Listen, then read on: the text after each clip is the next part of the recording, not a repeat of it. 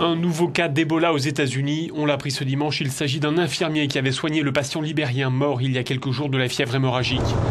Vendredi soir, cet infirmier a signalé une fièvre légère. Par précaution, il a été placé en isolement et soumis à des analyses. Des tests qui ont donc révélé qu'il avait contracté le virus. C'est donc le deuxième cas à être traité à Dallas, au Texas, après Thomas Rick Duncan. Ce patient avait contracté le virus au Liberia. Il n'avait été admis à l'hôpital que tardivement.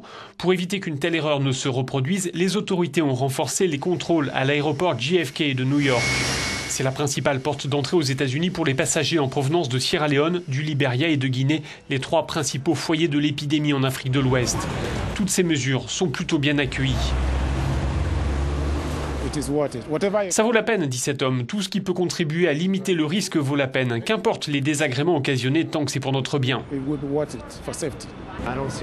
Pour moi, il n'y a pas lieu de mégoter. Ce qui compte, c'est notre santé. Il faut donc sécuriser notre frontière. Questionnaire, contrôle de température, des mesures similaires seront appliquées dans les prochains jours dans les aéroports de Chicago, Washington et Atlanta. Le virus a déjà fait plus de 4000 morts depuis le début de l'année, la plupart en Afrique.